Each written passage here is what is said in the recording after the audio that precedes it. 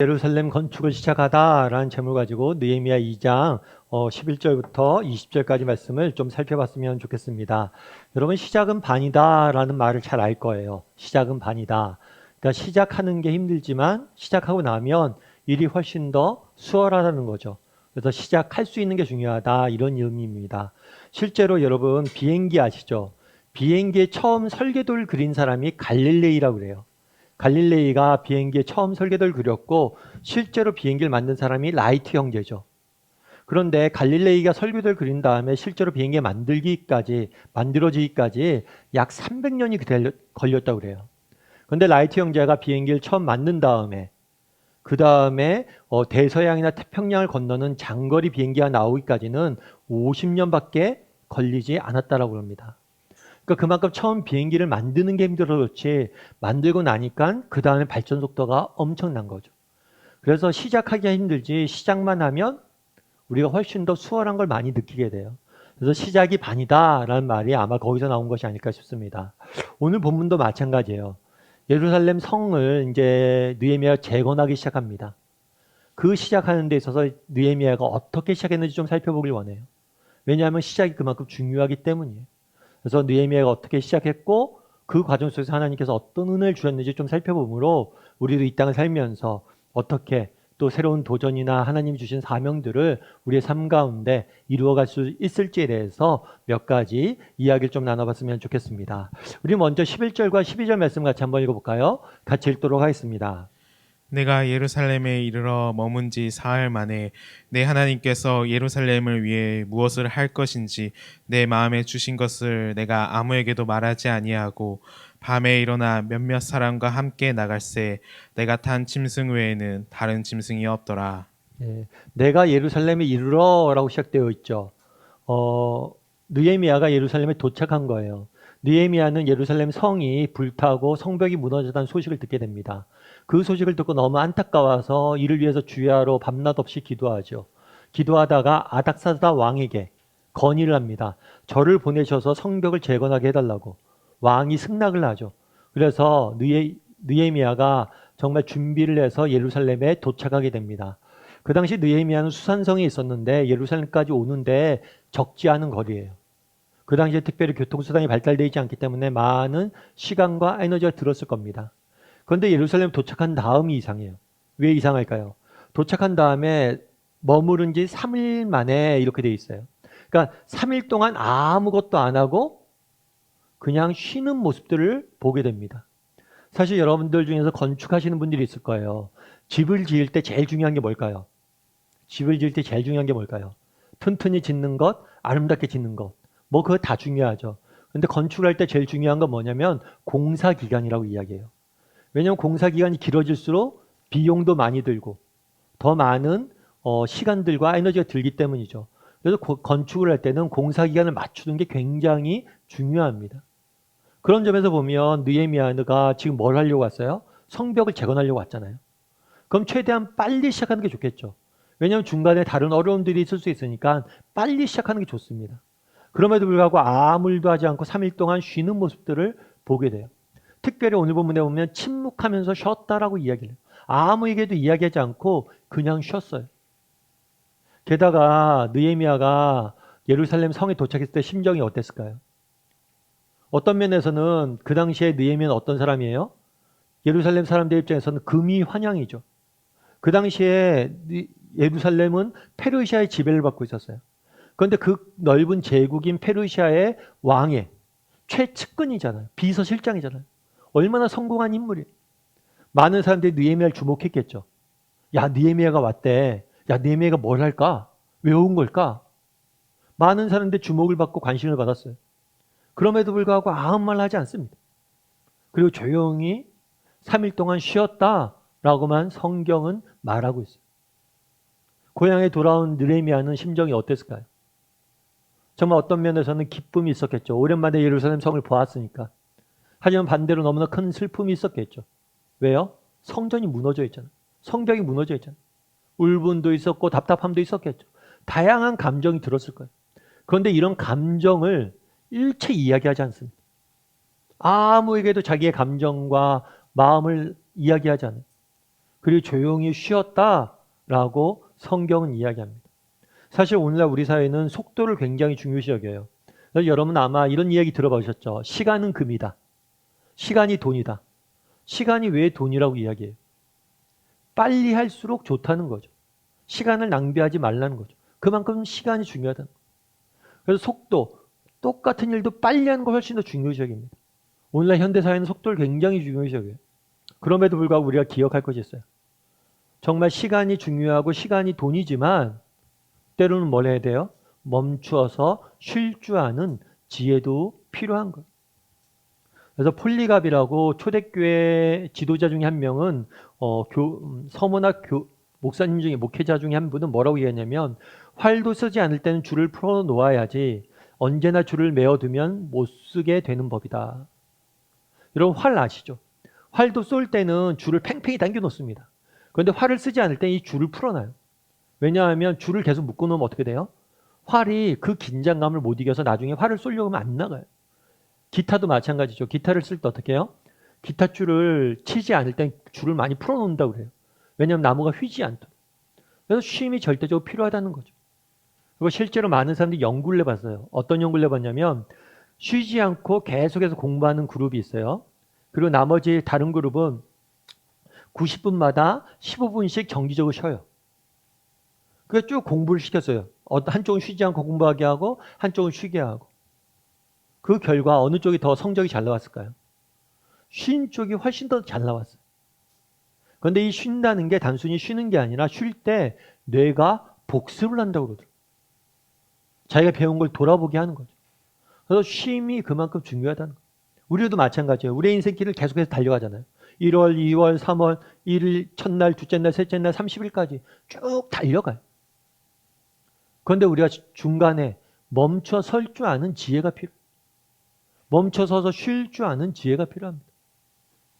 물론 느헤미야는 단순히 쉬지만은 않았을 거예요. 먹고 마시고 자지만은 않았을 거예요. 느헤미야가 예루살렘에 대한 소식을 듣고 제일 먼저 한 게 뭐예요? 주야로 기도했다라고 그랬어요. 아마 3일 동안 쉬면서 하나님 앞에 나가 기도했을 거예요, 보면. 정말 느헤미야는 앞으로 중대한 사명이 있습니다. 이 사명을 감당하기 위해서는 시간이 금이에요. 그럼에도 불구하고 그 금 같은 시간을 쪼개서 뭘 하는 거예요? 하나님과 조용히 침묵하며 교제 나누며 하나님의 뜻을 구하고 기도하는 시간을 갖는 모습들을 보게 돼요. 우리도 마찬가지예요. 정말 세상 사는 게 얼마나 바쁩니까? 정말 세상 사는 게 얼마나 분주하고 힘들어요. 그럼에도 불구하고 얼마나 시간이 금이에요. 시간을 낼래야 낼 수도 없는 분주함 속에 우리 있잖아요. 그럼에도 불구하고 우리 역시 뭘 할 수 있어야 돼요? 정말 우리의 시간을 구별해서 정말 하나님 앞에 나서 침묵하며 쉬며 기도할 수 있는 시간이 우리 인생에 필요하다는 거. 특별히 연말이잖아요. 또 내년에 우리 새해 계획 세워야 되잖아요. 정말 그 계획을 세우기 전에 하나님 앞에 조용히 나아가 기도할 수 있는 시간들을 반드시 가져야 됩니다. 여러분 캠브리지 7인이라는 분들이 있어요. 캠브리지 7이라고 부르기도 하는데 이분들은 영국 캠브리지 대학 출신이에요. 그리고 특별히 중국 선교에 초석을 놓았던 분으로 알려져 있어요. 사실 지금도 그렇지만 중국 선교가 쉽지 않죠. 우리나라만 해도 조선시대 때 많은 선교사님들이 들어왔잖아요. 그래서 선교사님 들어와서 어떻게 됐어요? 많이 순교도 당하고 여러 가지 일들이 많았잖아요. 그 당시에는 정말 선교하는 게 쉽지가 않아요. 그런데도 불구하고 그 중국 넓은 땅에 정말 선교에 초석을 다했던 분들이니까 얼마나 하나님 앞에 귀히 쓰임받은 분들이에요. 많은 사람들이 이야기했어요. 어떻게 이렇게 귀하게 쓰임받을 수 있었냐. 그랬더니 그 사람들이 그분들이 했던 일 중에 뭐가 있냐면 이분들이 대학교를 다닐 때 캠브리지 대학교를 다닐 때 하나님을 알았잖아요. 예수님을 믿었잖아요. 그러면서 우리가 어떻게 하면 하나님 앞에 쓰임받을 수 있을까 고민하다가 뭘 했냐면 하루에 정한 시간 30분이면 30분 이런 시간을 조용히 한 곳에 가서 하나님과 교제 나누며 하나님께 드리는 훈련을 시작했어요. 그리고 그 시간이 우리를 지켰다라고 이야기를 합니다. 그래서 그분들의 여러분이 큐티라고 들어봤죠. 큐티의 시초가 여기서 시작된 거예요. 큐티가 원래 quiet time, 조용한 시간. 이 캠브리지 7이 정말 조용한 곳에 가서 하나님과 교제 나누는 그 짧은 시간 하나님께 드리자 해서 시작된 거예요. 우리도 마찬가지예요. 여러분 세상 사는 게 얼마나 바쁩니까? 시간이 얼마나 돈이에요. 그럼에도 불구하고 그 시간을 쪼갤 수 있어야 돼요. 시간을 비워둘 수 있어야 돼요. 정말 그 시간을 비워두고 침묵하며 하나님과 교제 나누며 쉴 수 있어야 돼요. 그때 우리의 영혼이 회복되어져야 돼요. 그래야지 달려갈 수 있어요. 바라기는 우리 다음의 식구들이 그날의 느헤미야가 인생의 중요한 문제 앞에 놓고 정말 그 귀한 시간들을 내어서 3일 동안 하나님 앞에 침묵하며 기도했던 것처럼 늘 하나님 앞에 나아가 하나님과 조용히 교제 나눌 줄 아는 저와 여러분이 되길 소원합니다. 그러면 그 시간이 우리를 지킬 거예요. 그런 다음에 11절과 12절에 보면 이렇게 되어 있죠. 뭘 했냐면 3일 동안 아무것도 안 했어요.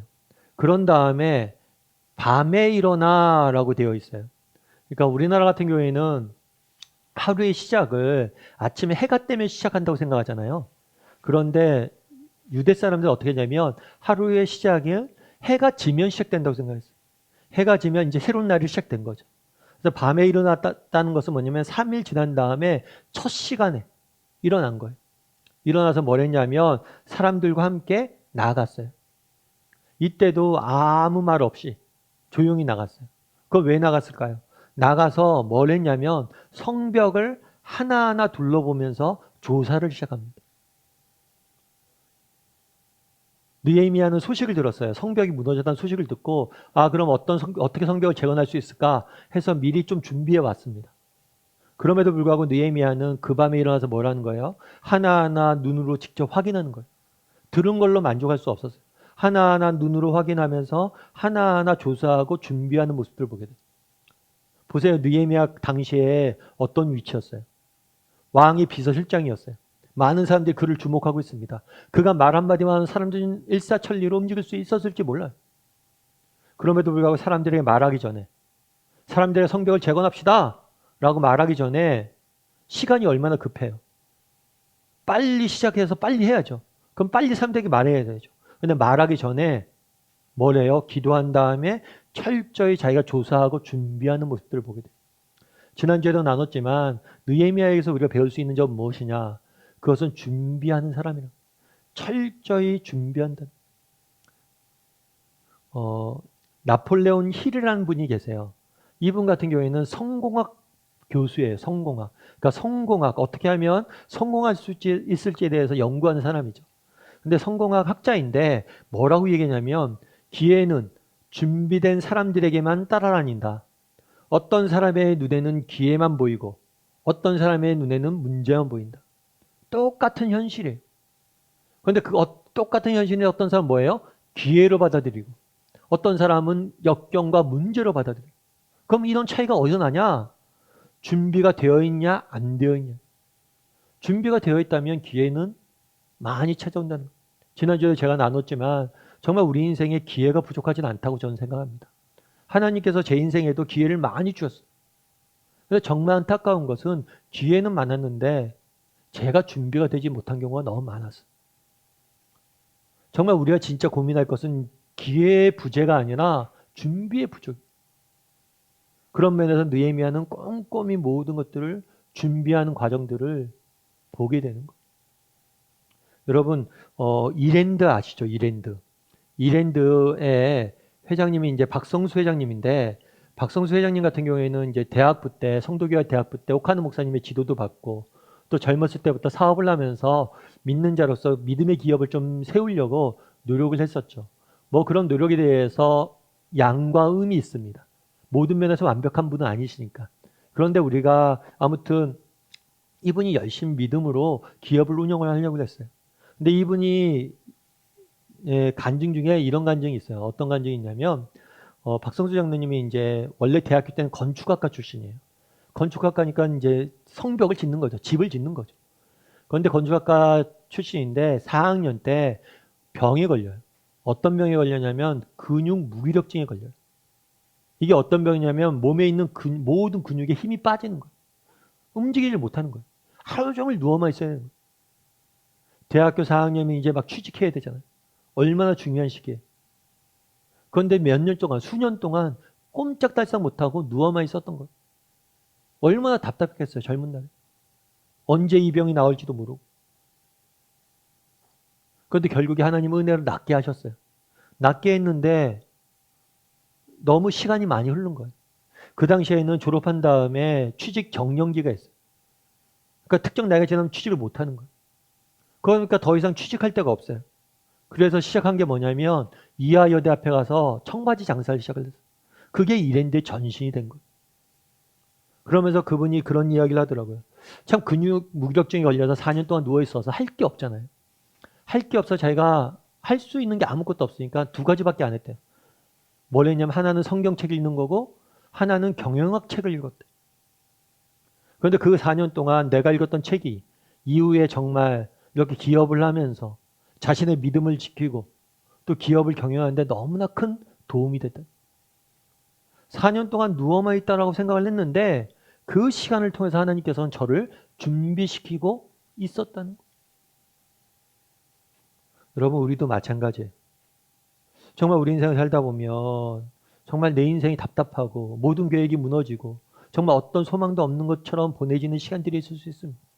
그럴 때는 우리는 하나님의 주권을 믿는 사람들이잖아요.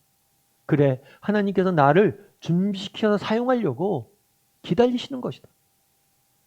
내가 있는 그곳에서 내가 할 수 있는 최선의 삶을 살았으면 좋겠어. 하나하나 준비했으면 좋겠어. 내가 할 수 있는 것도 했으면 좋겠어. 그랬을 때 하나님께서 그걸 통해서 일하실 거예요. 우리가 느헤미야를 통해서 그날이 무엇을 봅니까? 정말 침묵하며 그 안에 답답함도 있었고 그 안에 어떤 막막함도 있었고 두려움도 있었지만 침묵하며 내가 해야 될 일들을 하나하나 준비하는 모습들을 봅니다. 정말 우리가 하나님 앞에 준비된 사람이 되었으면 좋겠어요. 그럼 하나님께서 반드시 여러분들 사용하실 겁니다. 영적으로나 또 지적으로나 또 능력적인 면에서 하나하나 준비하길 원합니다. 그럼 하나님께서 반드시 기회를 주실 거예요. 준비하신 사람은 반드시 사용하실 거예요. 그런 믿음을 가지고 각자 서 있는 자리에서 최선의 준비하고 살아가는 삶을 믿음의 길을 걸어갈 줄 아는 저와 여러분이 되기를 주님의 이름으로 소원합니다. 우리 17절 말씀 같이 한번 읽어볼까요? 같이 읽도록 하겠습니다. 후에 그들에게 이르기를 우리가 당한 공경은 너희도 보고 있는 바라. 예루살렘이 황폐하고 성문이 불탔으니 자 예루살렘 성을 건축하여 다시 수치를 당하지 말자 하고. 후에 그러니까 느헤미야는 바로 시작하지 않아요. 철저히 기도하고 그 다음에 사전 조사하면서 준비한 다음에 이제 준비가 어느 정도 끝났다라고 생각하니까 이제 말을 꺼냅니다. 이전까지는 왜 왔는지 이야기하잖아요. 말을 꺼내요. 무슨 말을 꺼내요? 예루살렘 성을 건축하자라는 말을 꺼냅니다. 그런데 그 전에 이 건축하자라고 하기 전에 한 말이 있어요. 참 이게 되게 많이 와닿더라고요. 그들에게 이르되 우리가 당한 공경은 너희도 뭐라고요? 보고 있는 바다. 우리가 당한 공경은 뭐예요? 성이 무너진 거죠. 성이 무너진 거예요. 그런데 예루살렘 성이 무너졌다는 소식을 듣고 느헤미야는 뭘 했어요? 정말 그걸 위해서 주야로 기도하고 이걸 어떻게 하면 재건할 수 있도록 노력을 했어요. 노력하고 있잖아요, 지금. 그런데 이 사람들은 뭘 하고 있는 거예요? 보고만 있다는 거예요. 너희 왜 보고만 있냐라고 이야기하는 거죠. 왜 그러면 그들은 보고만 있을까요? 왜 성벽이 무너진 걸 보고만 있었어요? 아니죠. 보고만 있었던 건 아니죠. 뭘 했어요? 과거에 이것들을 재건하려고 노력을 했어요. 그런데 실패를 했어요. 그러자 뭐에 빠진 거예요? 좌절과 패배감과 무기력감에 빠져서 정말 이 현실이 익숙해져 버린 거예요. 어쩌면 그날에 느헤미야가 성을 재건해야 되잖아요. 그런데 이 성을 재건하기 위해서 제일 먼저 해야 될 일이 있어요. 그건 뭐냐면 예루살렘 성 사람들 안에 사로잡혀 있던 이 패배감과 무기력감을 없애는 게 제일 먼저 해야 될 일들이었다는 거예요.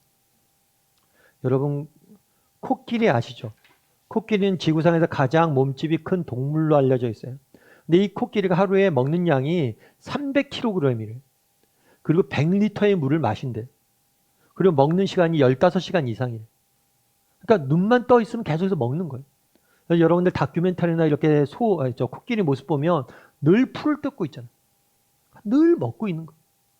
그러니까 얼마나 힘이 세요. 엄청난 힘이 셉니다. 근데 재밌는 거는 뭐냐면 서커스 아시죠? 서커스를 보면 이 힘센 동물인 코끼리가 작은 조련사의 말을 듣고 막 따르죠.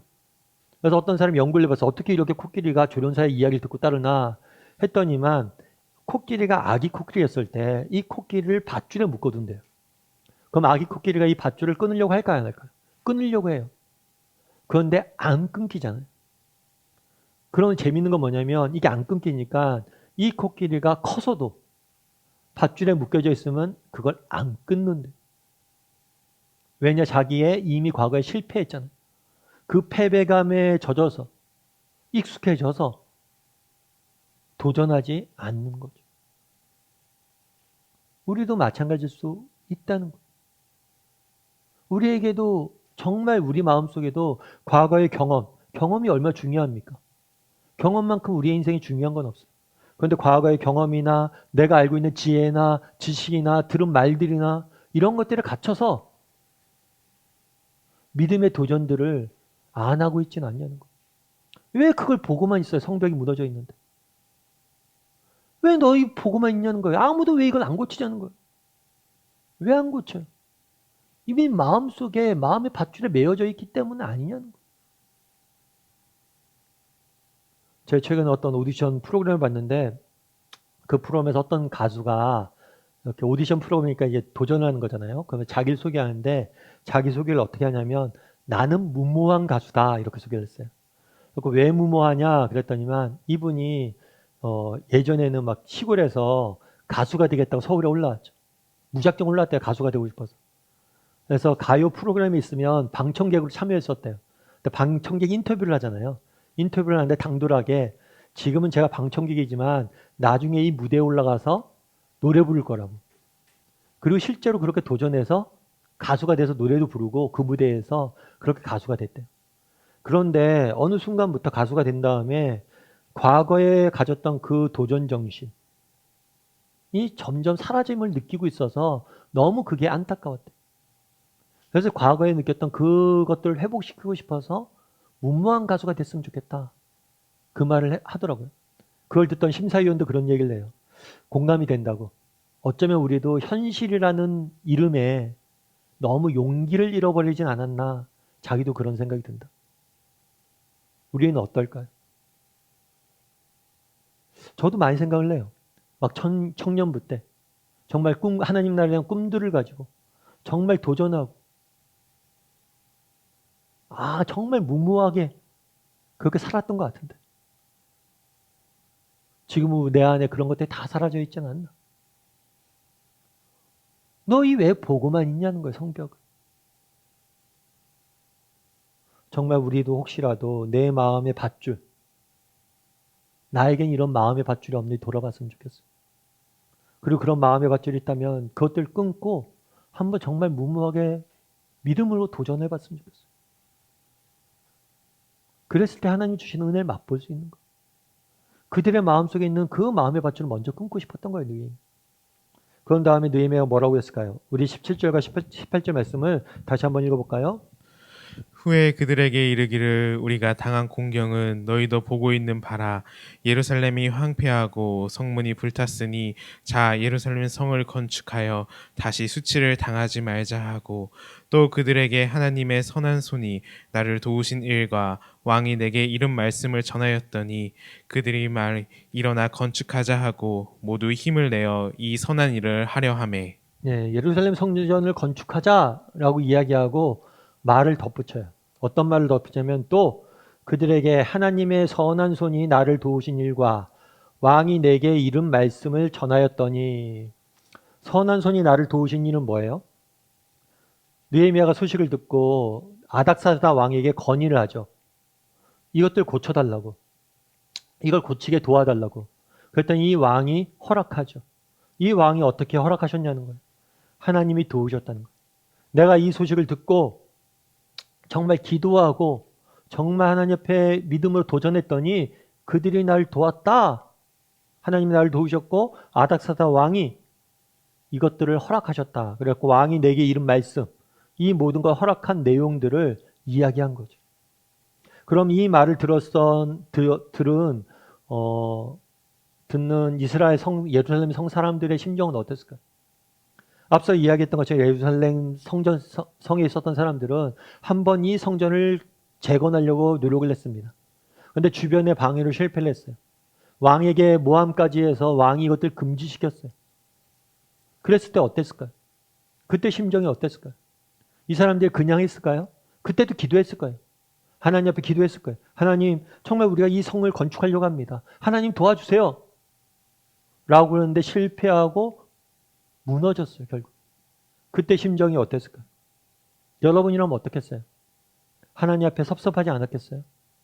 하나님 앞에 서운하지 않았겠어요? 이런 경험들 여러분 없으세요? 정말 인생의 문제를 놓고, 자녀 문제를 놓고 열심히 하나님 앞에 기도했는데 응답이 되지 않았어요. 직장 문제를 놓고 열심히 하나님 앞에 기도했는데 응답되지 않았어요. 만남을 위해서 열심히 기도했는데 하나님께서 허락하지 않았어요. 그럼 여러분 어때요? 아멘하고 그냥 닫아지지 않잖아요. 정말 우리 앞에 마음의 섭섭함과 서운함과 이런 것들이 쌓이잖아요. 아, 이 문제는 아닌가 보다. 이건 안 되나 보다. 하나님이 이거는 아니신가 보다. 하나님이 나는 사랑하지 않나 보다. 하나님이 우리를 버리셨나 보다. 이런 마음이 들어요, 안 들어요? 어쩌면 느헤미야 예루살렘 성 사람들은 그 실패 이후에 이러한 감정 속에 살았을지 몰라요. 그런데 느헤미야 말을 듣고 어떤 생각이 들었을까요? 아니라는 거예요. 그날에 왜 느헤미야가 이 얘기를 했습니까? 눈앞에 있는 현실이 아니라 하나님을 보자는 거예요. 하나님이 당장 그들에게 보이지 않았을지 몰라도 수천 리 떨어져 있는 수산성에서 하나님 모르는 세상에 왕들을 하나님께서 다스리고 그들 가운데 일하셨다는 거예요. 너희가 보지 못했지만 하나님은 여전히 일하고 계시다는 거예요. 그 사실을 믿으라는 거예요. 여러분, 우리 중에 정말 열심히 하나님 앞에 나와서 기도했는데 응답이 안 되는 경우들이 있을 수 있어요. 하지만 낙심하지 마세요. 왜요? 우리 기도를 하나님이 들으셨잖아요. 하나님이 들으시면 된 거예요. 지금 당장 우리에게 응답을 주지 않지만 그분이 일하고 계실 것이고 때가 되면 이렇게 우리에게 길을 여시지 않았냐. 너희가 기도했던 것들 하나님이 안 들은 것이 아니라 듣고 지금까지 일하고 계셨다는 거. 그걸 확신하자는 거예요. 그걸 확신하고 이제 건축을 시작하자는 거예요. 우리 하나님의 선한 손이 있지 않냐는 거예요. 바라기는 우리 다음에 식구들도 이 선한 손을 확신했으면 좋겠어요. 우리가 기도하면 하나님이 들으십니다. 들으시면 된 거예요. 그분은 일하고 계세요. 지금 당장 눈에 보이지 않아도 이 하나님의 선한 손을 확신했으면 좋겠어요. 예전에 어떤 책에서 읽은 이야기인데요. 어떤 분들이 어떤 집사님이 필리핀 선교를 갔어요. 필리핀 단기 선교를 갔는데 이제 단기 선교 팀으로 가잖아요. 팀으로 가면 이렇게 각자의 역할을 맡습니다. 뭐 의료부장도 뽑고 선교부장도 뽑고 이분은 재정을 맡았어요. 재정을 맡았는데 단기 선교를 가다 보면 이게 외지로 많이 다니잖아요. 그러니까 카드나 이런 게 잘 안 돼요. 그래서 현금을 가지고 가는 경우들이 많습니다. 그래서 전체 선교 비용 전체를 현금으로 해서 이렇게 잘 보관해서 갔죠. 갔는데 문제가 뭐냐면 비행기에서 내려서 이제 처음 목적지까지 이제 택시를 타고 쭉 갔는데 이 택시 안에서 그만 돈을 잃어버린 거예요. 선교팀 완전히 뒤집은 거죠. 선교 일정들은 해갖고 왔어요. 돌아갈 비행기도 끊어놓고. 근데 그 사이에 돈이 있어야지 사역을 하잖아요. 선교 비용을 다 잊어버렸으니까. 하늘이 무너지는 거죠. 그래서 어떻게 해요? 그냥 돌아갈 수도 없고 각자 개인적으로 쓰려고 한 뭐 개인 비용이나 비상금들을 가져왔잖아요. 그걸 다 모았대요. 그걸 다 모아서 어찌어찌 여차저차 좀 덜 쓰고 막 이렇게 해서 겨우 선교 일정들을 다 마쳤대요. 이 재정부장 했던 집사님 입장에서 어떻게 했어요? 정말 잠이 안 오죠, 맨날. 맨날 가시방석이죠. 나 때문에 다들 이렇게 고생하니까. 선교를 해도 선교를 제대로 못하고 정말 눈물만 속으로 흘리면서 그렇게 다녔다고 그러죠. 그런데 재밌는 것은 다시 돌아올 때도 같은 택시를, 뭐 개인 택시 그러다 보니까 연락을 해서 콜택시를 부르고 그러다 보니까 같은 택시를 타게 됐나 봐요. 같은 택시를 탔는데 혹시라도 돈이 있을까 하고 뒷좌석, 자기가 앉았던 좌석 의자 밑으로 손을 넣어봤대요. 그런데 그 안에 기적처럼 그 돈이 그대로 있더래요, 성경에. 할렐루야죠. 근데 그분이 이제 그럼 이 돈 어떡할까? 이렇게 보니까 그 지역에 이제 선교지를 다니다 보니까 선교지 상황들 듣잖아요. 근데 선교지 중에서 학교를 지으려고 그러는데 돈이 모자라서 학교를 못 짓고 있는, 짓다가 멈춰 있는 곳이 있더래요. 그래서 그 돈을 전부 다 그 학교 짓는데 헌금을 한 거예요. 그 이후에도 그 학교 짓는 걸 돕고. 그러면서 들었던 생각이 참 하나님 뜻이 있었구나. 우리의 계획은 요 정도였는데 우리보다 우리를 통해서 더 큰 일을 하기 위해서 그때 잠깐 그렇게 늦추신 것이고. 여러분 생각해 보세요. 선교팀 가기 전에 얼마나 기도로 준비했겠어요? 얼마나 정말 했겠어요? 그런데 첫날 돈을 잃어버리는 게 말이 안 되잖아요. 그런데 더 하나님께서는 크신 계획이 있었다라고 이야기를 하더라고요. 참 공감이 됐어요. 그날 정말 예루살렘 성을 건축하기 위해서 예루살렘 사람들이 얼마나 눈물 흘리며 기도했겠어요. 그런데 모든 것이 막혔어요. 아무 해답이 없어요. 그래도 기억할 것이 있다는 거예요. 뭐예요? 우리의 기도를 하나님이 들으셨고 너희가 보지 않는 곳에서 일하고 계셨다는 거예요. 그래서 나를 보냈다는 거예요. 너희의 기도의 응답은 내가 왔다는 거예요. 이 이야기를 들었을 때 얼마나 감격했을까요? 하나님의 선한 손이 나를 도우신 일. 정말 우리가 기도한 것들 하나님께 다 들으십니다. 그리고 선한 손으로 우리를 위해서 일하고 계세요. 그 확신을 가졌으면 좋겠어요. 그리고 계속해서 기도하고 믿음의 길을 걸어갔으면 좋겠습니다. 그랬을 때 하나님께서 우리를 도우실 겁니다. 그런 믿음으로 살아가는 저와 여러분이 되기를 주님의 이름으로 소원합니다.